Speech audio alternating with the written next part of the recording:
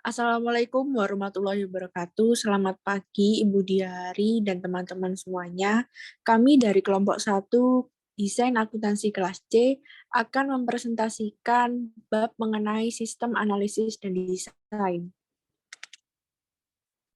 Kelompok 1 ini beranggotakan yang pertama adalah saya sendiri, Sandra Dwi Maharani dengan NPM 100. Saya Zidan Novel Akbar dengan NPM 107. Saya Fira Damayanti dengan NPM 115. Saya Dito Dwi Wardana dengan NPM 116. Saya Tifalia Izatiyum Sabila dengan NPM 125. Saya Putri Maulidia dengan NPM 141. Saya Kalita Nabila Putri dengan NPM 162. Saya Raffi Adriansyah, NPM 294. Dan saya Muhammad Rizal Rahma Ramadrani, NPM 298.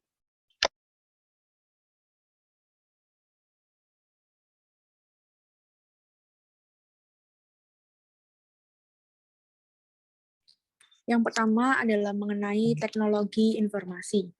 Teknologi informasi atau TI mengacu pada kombinasi perangkat keras, perangkat lunak, dan perangkat layanan yang digunakan seseorang untuk mengelola, berkomunikasi, serta berbagai informasi. Perusahaan sendiri menggunakan informasi sebagai salah satu cara untuk meningkatkan produktivitas, memberikan produk dan layanan yang berkualitas, mempertahankan loyalitas dari pelanggan, dan membuat keputusan yang tepat. Kesuksesan bisnis bergantung pada teknologi informasi atau TI. TI itu sendiri mendorong ekonomi digital baru, di mana kemajuan dalam perangkat keras, perangkat lunak, serta konektivitas dapat memberikan manfaat yang sangat besar bagi bisnis dan individu. Meskipun tren ekonomi mempengaruhi pengeluaran teknologi informasi, sebagian besar perusahaan memberikan anggaran teknologi informasi dengan prioritas yang cukup tinggi. Alasannya cukup sederhana, selama periode pertumbuhan perusahaan tidak mampu tertinggal di belakang. Next.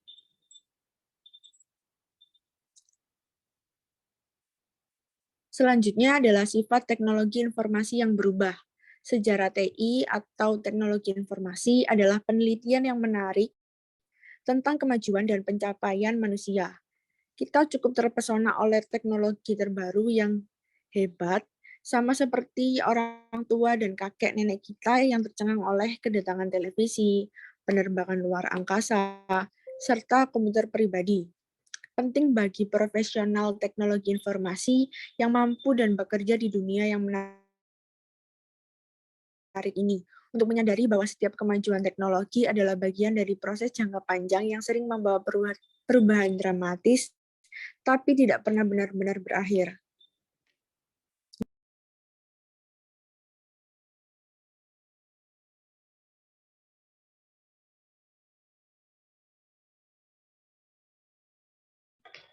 Selanjutnya, analisis dan desain sistem. Analisis dan desain sistem adalah proses langkah demi langkah untuk mengembangkan kualitas tinggi suatu sistem informasi. Sistem informasi menggabungkan teknologi, manusia, dan untuk memberikan dukungan tersebut berfungsi juga untuk seperti pemrosesan pesanan, kontrol inventaris, sumber daya manusia, akuntansi, dan manusia itu sendiri. Beberapa sistem informasi menangani pekerjaan rutin sehari-hari, sementara yang lain dapat membantu manajer membuat keputusan yang benar, spot tren pasar, dan mengungkapkan pola yang mungkin tersembunyi di penyimpanan data.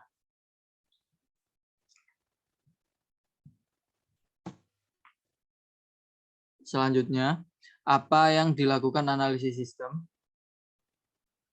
Analisis sistem adalah anggota terhormat dari Departemen TI yang membantu merencanakan, mengembangkan, dan memelihara sistem informasi. Analis harus menjadi komunikator yang sangat baik dengan terampil analitis, dan berpikir kritis yang kuat. Mereka harus paham bisnis dan juga kompeten secara teknis dan sama-sama nyaman dengan manajer dan program.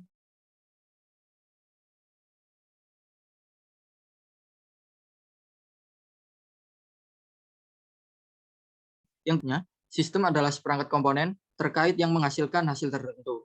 Setiap sistem membutuhkan input data.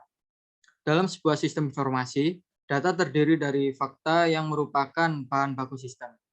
Informasi adalah data yang telah diubah menjadi output yang berharga bagi pengguna. Sebuah sistem informasi memiliki 5 komponen kunci, yaitu yang pertama hardware. Hardware, perangkat keras. Perangkat keras terdiri dari segala sesuatu di lapisan fisik, informasi, dan sistem. Misalnya, perangkat keras dapat mencakup server, workstation, jaringan telekomunikasi, peralatan, kabel serat optik, dan perangkat seluler. Lalu yang kedua ada software atau perangkat lunak. Perangkat lunak mengacu pada program untuk mengontrol perangkat keras dan menghasilkan informasi atau hasil yang diinginkan. Perangkat lunak terdiri dari perangkat lunak sistem dan perangkat lunak aplikasi. Perangkat lunak sistem mengelola komponen perangkat keras yang dapat mencakup satu komputer atau jaringan global dengan ribuan jenis produsen perangkat keras, memasok perangkat lunak sistem atau perusahaan membeli vendor. Selanjutnya data. Data adalah bahan mentah yang diubah oleh sistem informasi menjadi informasi yang berguna.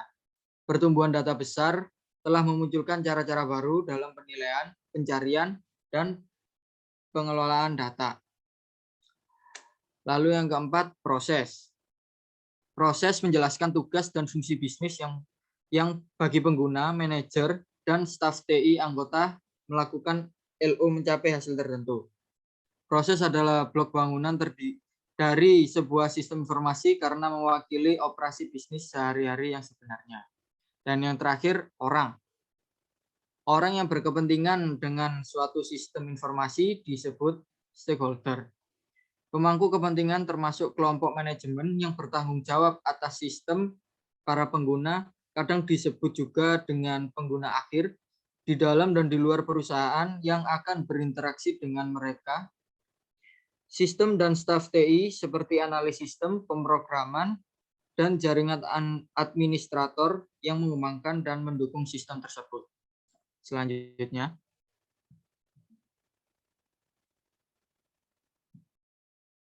Ya, di sini ada strategi bisnis internet.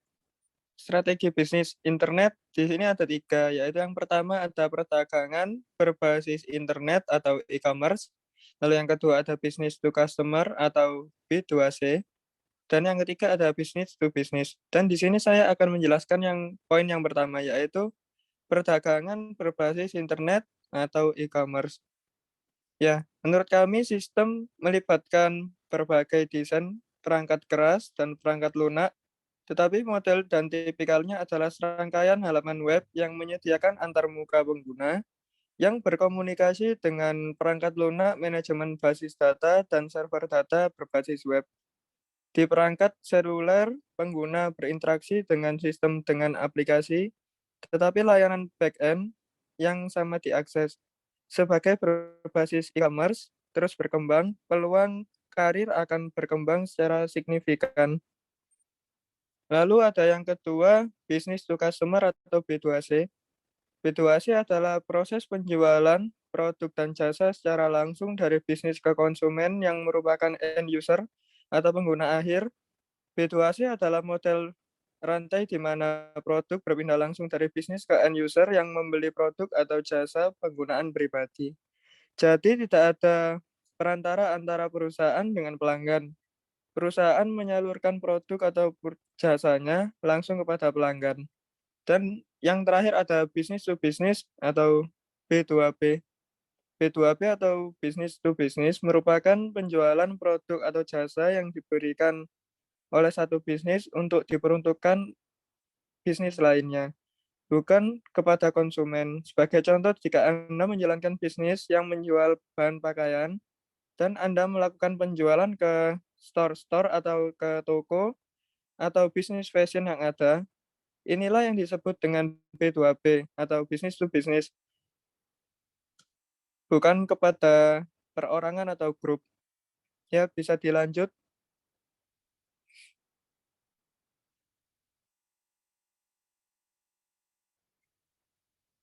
Permodelan operasi bisnis. Analisis sistem menggunakan permodelan untuk mewakili operasi perusahaan dan kebutuhan informasi. Pemodelan menghasilkan representasi grafis dari sebuah konsep atau proses yang sistem pengembang dapat menganalisis, menguji, dan memodifikasi. Seorang analisis sistem dapat menjelaskan dan menganalisis sistem informasi dengan menggunakan sekumpulan model bisnis, data, objek, jaringan, dan proses. Profil bisnis adalah gambaran umum tentang misi, fungsi, organisasi, produk, layanan, pelanggan, pemasok, pesaing, kendala, dan arah masa depan. Meskipun banyak dari informasi ini sudah tersedia, seorang analisis sistem biasanya perlu melakukan penelitian tambahan dan pencarian fakta untuk mengisi kekurangan atau ketidaklengkapan informasi. Profil bisnis adalah titik awal untuk pemodelan dan seorang analisis sistem dapat menggambarkan dan menyederhanakan suatu sistem informasi dengan menggunakan seperangkat model bisnis dan model proses bisnis. Model bisnis menggambarkan informasi yang harus disediakan oleh sistem. Bisa dilanjut?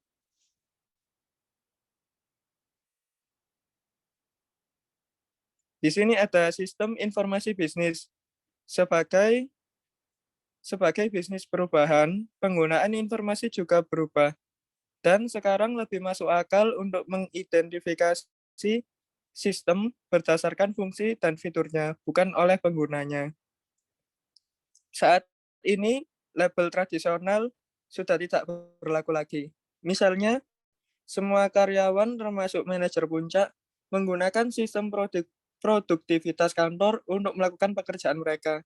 Demikian pula penggunaan operasional yang sering membutuhkan sistem pendukung keputusan untuk melakukan pekerjaan mereka.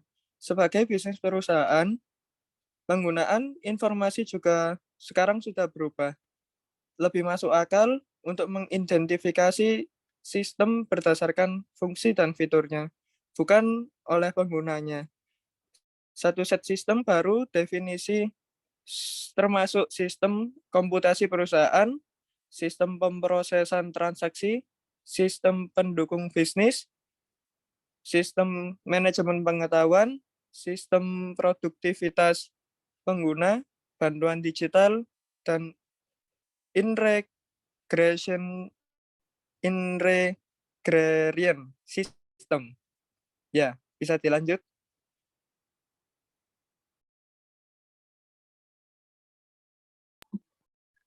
Selanjutnya ada komputasi perusahaan. Komputasi perusahaan ini mengacu pada sistem informasi yang mendukung seluruh perusahaan operasi dan persyaratan manajemen data, sistem pengendalian persediaan Woolman, sistem kontrol produksi Boeing, dan sistem reservasi Hilton Hotels adalah contoh sistem komputasi perusahaan. Tujuan utama dari enterprise computing atau komputasi perusahaan ini sendiri adalah untuk mengintegrasikan fungsi utama perusahaan seperti produksi, penjualan, layanan, pengendalian persediaan, dan akuntansi guna meningkatkan efisiensi, mengurangi biaya, dan membantu manajer membuat keputusan kunci. Lalu komputasi perusahaan juga meningkatkan acquire data dan reliability dengan menerapkan kerangka kerja di seluruh perusahaan untuk akses dan penyimpanan data. Di banyak perusahaan besar, aplikasi yang disebut Enterprise Planning atau ERP memberikan dukungan biaya efektif bagi pengguna dan pengelola. Sepanjang perusahaan, misalnya perusahaan rental mobil dapat menggunakan ERP untuk memperkirakan pelanggan permintaan sewa mobil di ratusan lokasi. Karena pertumbuhan dan potensinya, banyak vendor perangkat keras dan perangkat lunak menargetkan penanda komputasi perusahaan dan menawarkan beragam produk dan layanan. Bisa dilanjut. Lalu ada proses transaksi. Sistem pemrosesan transaksi atau TP maksud saya, memproses data yang dihasilkan oleh bisnis sehari-hari operasi. Contoh sistem TP ini termasuk pemrosesan pesanan pelanggan, akun piutang, dan pemrosesan klaim garansi. Lalu ada perencanaan sumber daya perusahaan.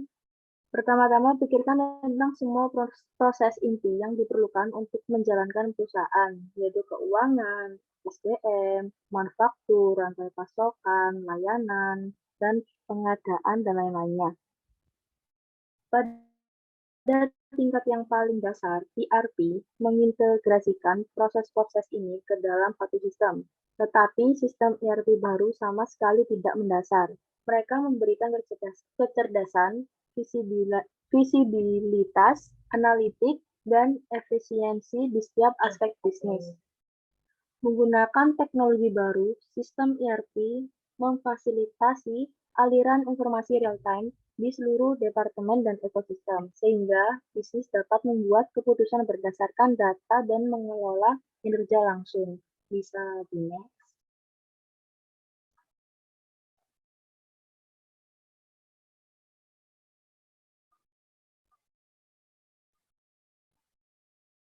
Lalu ada dukungan bisnis.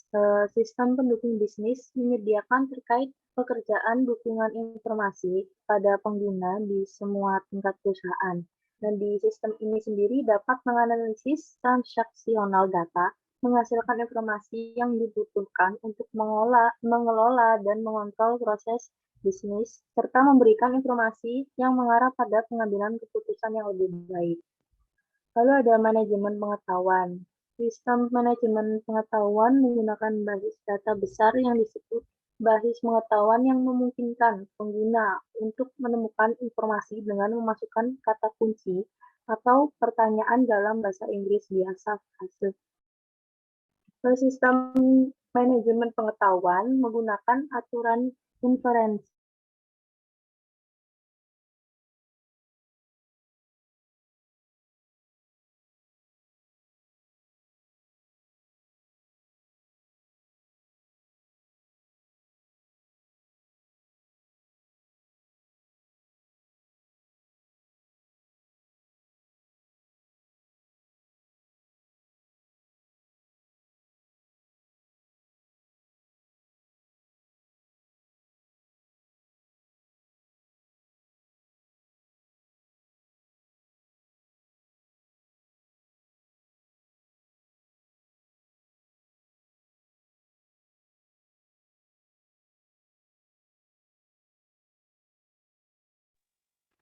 Selanjutnya yaitu mengenai produktivitas pengguna.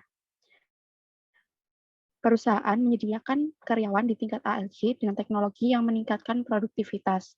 Contohnya yaitu sistem produktivitas pengguna email, voicemail, video dan konferensi web, pengolah kata, kalender otomatis, manajemen basis data, spreadsheet, desktop publishing, grafik presentasi, intranet perusahaan, dan sistem komputasi seluler terintegrasi. Selanjutnya mengenai asisten digital. Kemajuan pesat dalam pemrosesan bahasa alami telah membuat kemungkinan sistem informasi bisnis yang baru. Pribadi digital asisten sistem ini adalah kombinasi dari pengetahuan sistem manajemen dan sistem produktivitas pengguna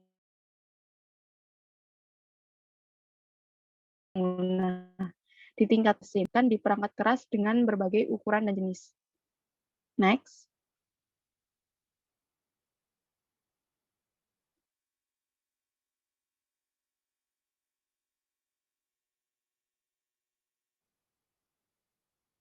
Selanjutnya mengenai integrasi sistem.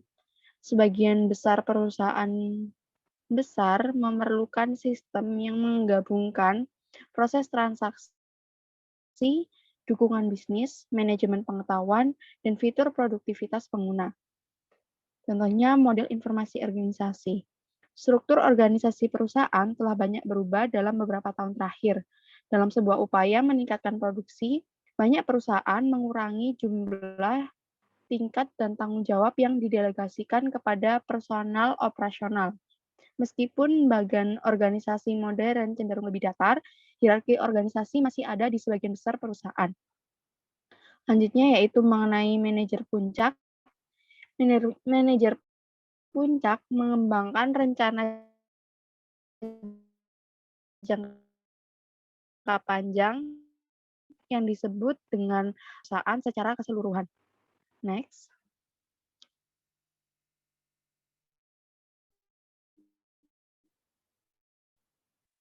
Selanjutnya yaitu manajer menengah dan pekerja pengetahuan. Di bawah tingkat manajer puncak, sebagian besar perusahaan memiliki lapisan manajer menengah dan pekerja pengetahuan. Manajer menengah memberikan arahan, sumber daya yang diperlukan, dan umpan balik kinerja kepada supervisor dan pemimpin tim. Karena mereka fokus pada kerangka waktu yang agak lebih pendek, manajer menengah membutuhkan informasi yang lebih rinci daripada manajer puncak, tetapi agak kurang dari supervisor yang mengawasi operasi sehari-hari. Selain manajer menengah, setiap perusahaan memiliki orang yang disebut dengan pekerja pengetahuan. Pekerja pengetahuan termasuk analis sistem, programmer, akuntan, peneliti, trainer, spesialis sumber daya manusia, dan profesional lainnya. Pekerja pengetahuan juga menggunakan sistem pendukung bisnis, sistem manajemen pengetahuan, dan sistem produktivitas pengguna. Selanjutnya yaitu mengenai supervisor dan ketua tim. Supervisor sering disebut juga pemimpin tim, mengawasi karyawan operasional, dan menjalankan fungsi sehari-hari. Mereka mengkoordinasikan tugas-tugas operasional dan orang-orang untuk membuat dan diperlukan keputusan, dan memastikan bahwa alat, materi, dan pelatihan yang tepat tersedia. Seperti manajer lainnya, supervisor dan pemimpin tim memerlukan informasi pendukung keputusan, sistem manajemen pengetahuan, dan sistem produktivitas. Selanjutnya akan dilanjutkan rekan saya.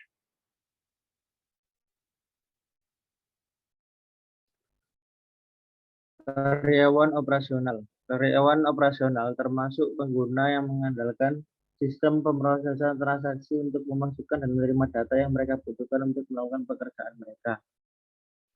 Di banyak perusahaan, penggunaan operasional juga memerlukan informasi untuk menangani tugas dan membuat keputusan yang sebelumnya ditugaskan kepada supervisor. Tren ini yang disebut pemberdayaan memberi karyawan lebih banyak tanggung jawab dan akuntabilitas. Pengembangan sistem. Next. Analisis struktur. Analisis struktur adalah teknik pengembangan sistem tradisional yang teruji waktu dan mudah dipahami. Siklus hidup pengembangan sistem atau SDLC bersama merencanakan, menganalisis, merancang, mengimplementasikan, dan mendukung sistem informasi. Meskipun analisis struktur perkembangan bertahun-tahun yang lalu, itu tetap menjadi metode pengembangan sistem yang populer. Analisis struktur didasarkan pada rencana keseluruhan, mirip dengan cetak biru untuk membangun sebuah bangunan, sehingga disebut pendekatan prediktif. Perencanaan sistem. Fase perencanaan sistem biasanya dimulai dengan permintaan formal ke Departemen IT, yang disebut permintaan sistem yang menggambarkan masalah atau tantangan yang diinginkan dalam sistem informasi atau proses bisnis. Dan yang kedua, analisis sistem. Tujuan dari fase analisis sistem adalah untuk membangun model logis dari sistem baru. Langkah pertama adalah rekayasa persyaratan, di mana analisis menyelidiki proses bisnis dan mendokumentasikan apa yang harus dilakukan sistem baru untuk memuaskan pengguna. Dan yang ketiga, desain sistem. Tujuan dari fase desain sistem adalah untuk membuat model fisik yang akan memenuhi semua persyaratan terdokumentasi untuk sistem. Pada stage ini, antarmuka pengguna change dirancang untuk output, input, dan proses yang diperlukan diidentifikasi. Dan yang keempat, implementasi sistem. Fase implementasi sistem juga mencakup penilaian yang dibuat evaluasi sistem untuk menentukan apakah sistem beroperasi dengan benar dan apakah biaya dan manfaat sesuai dengan yang diharapkan. Dan yang terakhir yang kelima, dukungan dan keamanan sistem. Selama fase dukungan dan keamanan sistem, staf IT memelihara, meningkatkan, dan melindungi sistem. Pemeliharaan mengubah kesalahan yang benar dan beradaptasi dengan perubahan lingkungan, seperti tarif pajak baru, penyempurnaan pemberian fitur dan manfaat baru. Next.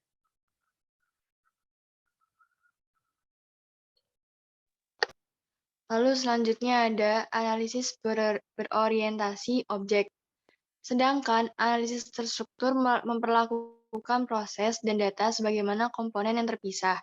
Analisis berorientasi objek menggabungkan data dan proses yang bertindak pada data sebagai objek. Objek adalah anggota kelas yang merupakan kumpulan objek serupa. Objek memiliki karakteristik yang disebut properti, yang diwarisi objek dari kelasnya atau milikinya sendiri. Next.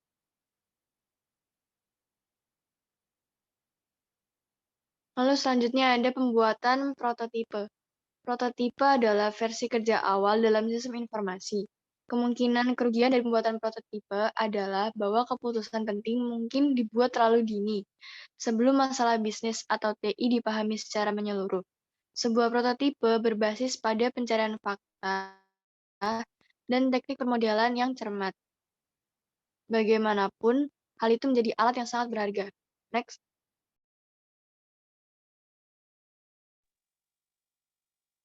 Lalu, selanjutnya ada peralatan.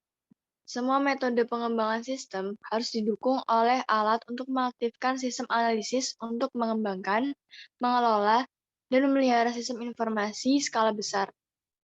Alat-alat ini pergi dengan berbagai nama, termasuk manajemen siklus hidup aplikasi atau ALM, juga disebut manajemen siklus pengembangan terintegrasi atau IDE, lalu Integrated Computer Aided System Engineering atau CASE, juga disebut perangkat lunak berbantuan komputer rekayasa. Untuk selanjutnya akan dilanjutkan Selanjutnya yaitu Departemen Teknologi Informasi. Departemen Teknologi Informasi sendiri itu berfungsi untuk mengembangkan dan memelihara sistem informasi. Ada 7 fungsi utama dari Departemen Teknologi Informasi. Yang pertama yaitu pengembangan aplikasi. Grup pengembangan aplikasi teknologi informasi sendiri biasanya itu memberikan kepemimpinan dari pengguna, manajer, dan anggota staf LT mengembangkan sistem itu sendiri. Dan keamanan sistem itu memberikan layanan perlindungan dan pemeliharaan penting untuk perangkat keras dan perangkat lunak sistem, termasuk sistem komputasi perusahaan, jaringan, sistem pemrosesan transaksi, dan infrastruktur teknologi informasi perusahaan. Yang ketiga ada dukungan pengguna. Dukungan pengguna sendiri memberi informasi teknis, pelatihan, dan produktivitas yang mendukung. Yang keempat, ada administrasi basis data. Administrasi basis data itu melibatkan desain data. Yang pertama ada desain data, manajemen, pencadangan, dan pengaksesan. Yang keenam ada administrasi jaringan. Yang kelima ada administrasi jaringan. Operasi bisnis sendiri itu bergantung pada jaringan. Lalu administrasi jaringan sendiri itu meliputi pemeliharaan perangkat keras dan perangkat lunak, dukungan, dan keamanan. Selain mengontrol akses pengguna, administrator jaringan menginstal, mengonfigurasi, mengelola, memantau, dan memelihara aplikasi jaringan. Yang keenam ada dukungan web. Dukungan web sendiri adalah fungsi dukungan teknis yang sangat vital. Yang terakhir ada jaminan kualitas. Banyak departemen teknologi informasi besar juga menggunakan tim penjaminan mutu untuk meninjau dan menguji semua aplikasi dan perubahan sistem untuk memverifikasi spesifikasi dan perangkat lunak mutu. Next. Selanjutnya ada analisis sistem. Sebuah sistem itu dapat menganalisis, merancang, mengembangkan, menginstal, mengevaluasi, dan memelihara sistem informasi perusahaan. Untuk melakukan tugas-tugas yang dipilih, seorang analis sistem harus terus berinteraksi dengan pengguna dan manajer di dalam dan di luar perusahaan. Yang pertama ada wewenang analisis sistem. Itu seorang analis sistem itu dapat membantu mengembangkan sistem teknologi informasi untuk mendukung kebutuhan bisnis. Misalnya ketika mereka menggambarkan proses bisnis untuk programmer, mereka berpikir untuk bagaimana sih cara berbicara bahasa yang programmer harus dipahami dengan jelas. Yang kedua, pengetahuan, keterampilan, dan pendidikan. Seorang analis sistem yang sukses membutuhkan pengetahuan teknis, keterampilan komunikasi yang baik, lalu keterampilan bisnis, dan keterampilan berpikir kritis. Yang pertama, keterampilan komunikasi. Seorang analis sistem membutuhkan lisan dan tulisan yang kuat komunikasi, membunuh dan kemampuan untuk berinteraksi dengan orang-orang yang di semua tingkatan, dari operasional staff hingga eksekutif senior. Selanjutnya, keterampilan bisnis. Seorang analis sistem bekerja sama dengan manajer, supervisor, dan karyawan operasional. Agar efektif, dia harus memahami operasi bisnis dan proses, berkomunikasi dengan jelas, dan menerjemahkan kebutuhan bisnis menjadi persyaratan yang dapat dipahami oleh programmer dan pengembangan sistem. Yang terakhir ada keterampilan berpikir kritis. Sebagian besar pendidik setuju bahwa keterampilan berpikir kritis meliputi kemampuan membandingkan, mengklasifikasi, mengevaluasi, mengenali pola, menganalisis penyebab dan efek, serta menerapkan logika. Selanjutnya akan dilanjutkan oleh rekan saya. Selanjutnya, sertifikasi. Sertifikasi memverifikasi bahwa seseorang menunjukkan tingkat pengetahuan dan keterampilan tertentu pada tes standar. Sertifikasi merupakan cara terbaik bagi profesional TI guna mempelajari keterampilan baru dan mendapatkan pengakuan atas upaya mereka. Banyak perusahaan menganggap sertifikasi sebagai aspek penting untuk merekrut atau mempromosikan karyawan meskipun sertifikasi tidak menjamin kompetensi atau kemampuan seseorang. Next.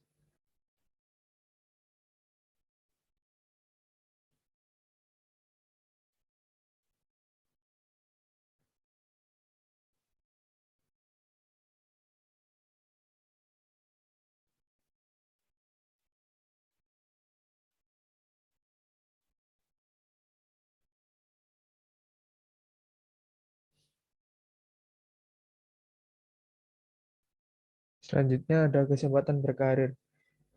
Perusahaan akan membutuhkan analis sistem untuk menerapkan teknologi informasi baru, dan ledakan e-commerce akan mendorong pertumbuhan pekerjaan IT.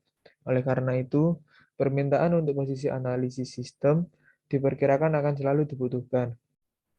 Tanggung jawab seorang analis sistem di perusahaan kecil berbeda dengan tanggung jawab di perusahaan besar.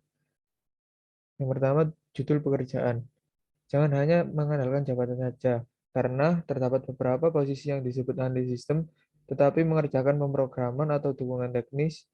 Pada kasus lain, tanggung jawab analis sistem ditemukan di posisi spesialis komputer, programmer atau analis, perancang sistem, insinyur perangkat lunak, dan lain sebagainya.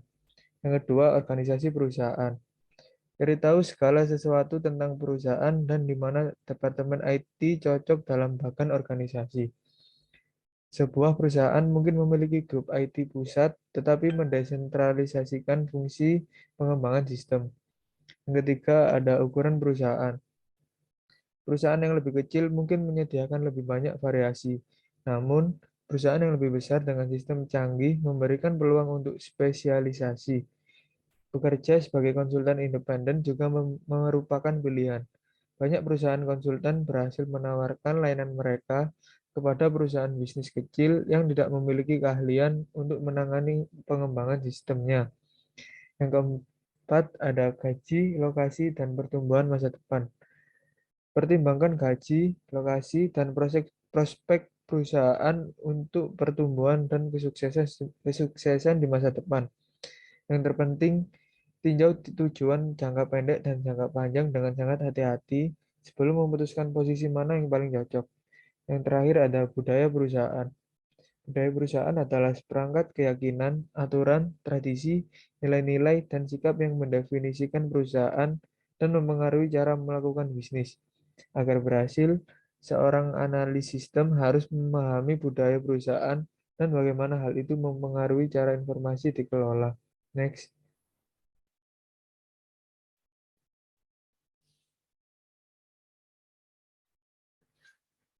Tren dalam teknologi informasi. Analis sistem perlu melacak tren dalam teknologi informasi karena perubahan teknologi mempengaruhi operasi bisnis, peluang, karir, dan strategi perusahaan. Tiap tahun terjadi perkembangan dalam teknologi saat ini, seperti prosesor yang lebih cepat, bandwidth yang jaringannya lebih luas, dan peningkatan kemampuan penyimpanan. Beberapa tren utama